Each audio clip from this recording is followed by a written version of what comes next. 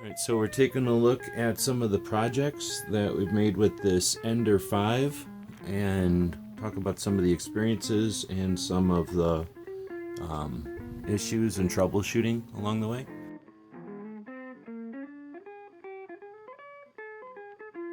Alright, we're going through the projects that we made with the Ender 5 here, and first one was the little puppy calibration cartoon little puppy thing. Then I made a bullet.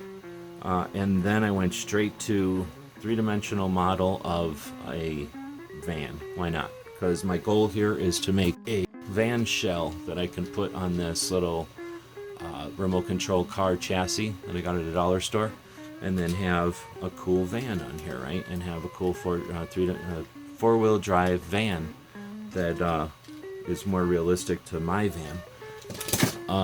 So I made this grill, and originally printed it out about this size. This was 100% because it's the shell, the print I think is made for other remote control cars. So I took that and started printing it and figured out, okay, that's a lot bigger than I need. That really wouldn't work with this set of, right? This would be a lot bigger than I need. So stop the print, and you end up, when you stop a print, with, you know, something which is a portion of what it was going to be.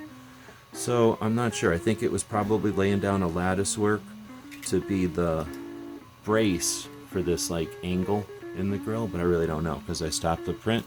I went in and figured out that I needed to change the size. The only other thing I had printed so far had been a bullet, which was just printed in 100% scale, so I didn't have to adjust the scale at all. So with the grill, I needed to go in, I'm pretty sure I brought it down to 25% of the original size and printed out the grill with no problem. Then I threw it away, but I started to print out this front end piece, and it's frustrating because that's a piece that's going to take 3 hours or something, and set it down like this on the bed. Didn't know nothing. This was my fourth print, like literally 1, 2, 3. This would have been my fourth thing I printed, straight to, you know, intricate part. I wanted to go see how this thing works, right?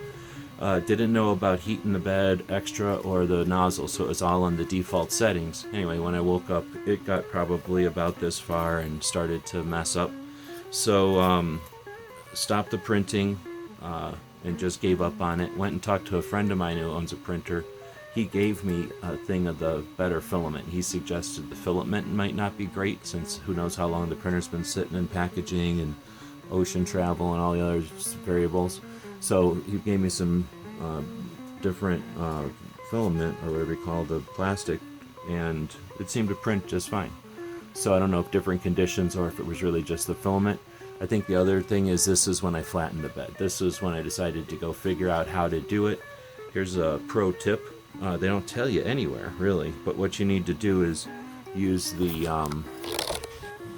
buttons here to go into prepare, and then move to home, which is gonna bring the bed up and into that corner, but more importantly, leveled right to where it would be printing, right? Otherwise, if you just bring it to the axis, it just brings it in that direction, but up and down it's messed up.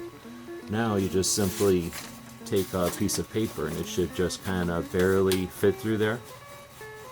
It's probably a little bit too close, but then on your deal down here, and I may have waited too long because it cleared out, but you go through prepare, first move to auto home, and then disable steppers, and that turns off all the motors. So now the motors are disabled and you can just move it around, and that's the tip. They don't really tell you, but you just do this.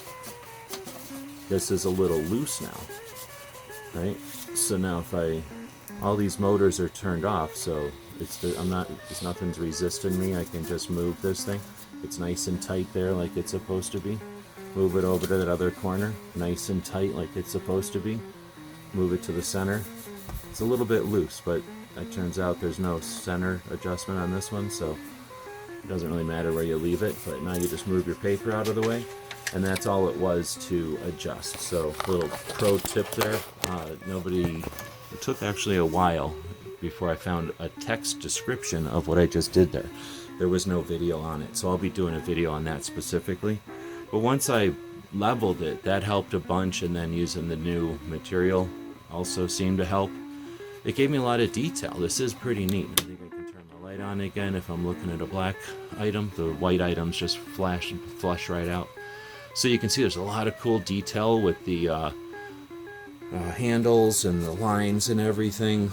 Luckily, they did a great job of scanning or rendering or whatever they did.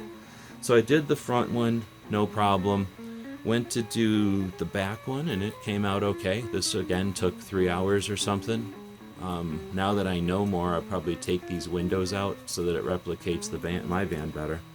But the middle section just could not get it to print out. I've tried multiple times. This is the most I got to print out before it screws up, and I left one example here of what kind of the screw up can look like. Basically, what happens on my prints as they fail is it will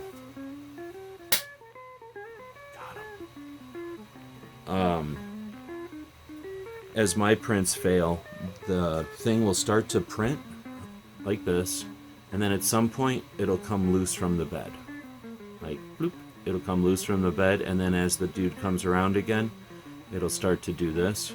Instead of printing, it'll start to kind of flick it out of the way. It'll hit something and not print good, and then eventually it'll just completely come loose from the bed and it gets kicked out of the way.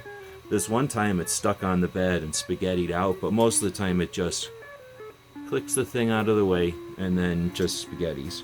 So anyway, I don't know if that's a great description, but I that'll be a whole nother video where we'll talk about how to deal with that particular situation. I mean, I'm sure people can offer some suggestions here, but to conclude this little project, at some point I gave up on that middle section and I decided to print out the rest of the parts. So I have a front bumper, the back bumper, the windshield, and it had a couple of different options for pipes, so I went with the fancier ones.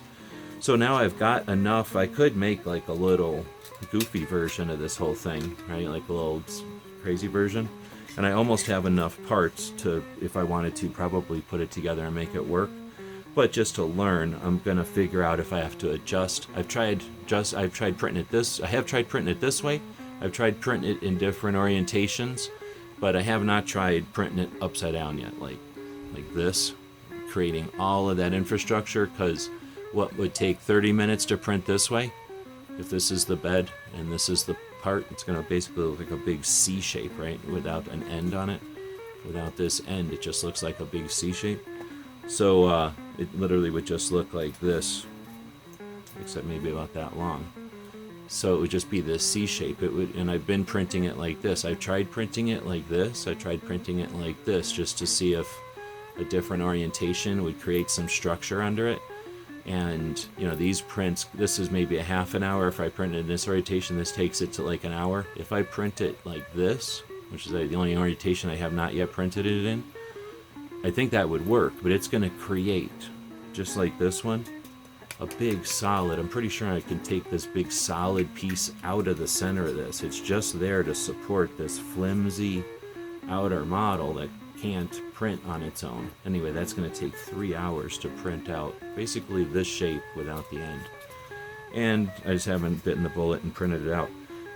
One of my problems is, or my issues is I'm printing it in black and my van is white, and I don't want to make a little A-team van. So I don't know how hard it is to paint something from black to white. If I can just use like kills on it and it'll paint in one coat, then I don't care. But if it's going to take 3 hours to print, I might as well just print the whole thing in white once I get some more white filament. I am out of white filament, so what you see on the table is basically the amount of white filament that comes with the Ender. And then the amount of black is about a half of the roll that a friend of mine gave me. So in other words, I still have a lot of black left, and I'm pretty much out. I'm out of white. There's not enough white to uncoil and go into the machine anymore. All right. Well, with that was the van, or the failure of the van, and the lesson. Some of the lessons learned from the van. We'll do another video talking about troubleshooting and stuff, where either live or in some kind of recorded session, we'll chat with some experts on specific issues, troubleshooting. And we'll talk more about, and we can get a better shot of the van here. Better shot for the thumbnail. So almost completely made. Cool van. Project number 2, really 3 if you count the calibration thing, and the one that's been going on the longest, because I only put effort into the van like these 3-hour pieces when I'm going to bed or leaving or something, and I want to let the thing run. And as I learn more tips, more tricks, I've printed out stuff, and then at some point decided to leave the piece that was causing me trouble, finish out the model. And so far, like I say, the most elaborate project was my second project, and so far the only unsuccessful one, I would say, too, or one of the unsuccessful ones as well. So with that, we'll move on to the next project. So next week we'll be talking about the next thing we made. Let us know in the comments what you think. If you've got questions or ideas, that's what it's all about. So looking forward to those comments. Thanks for watching. Stay tuned for more of this series on our first attempts at printing with the Ender 5.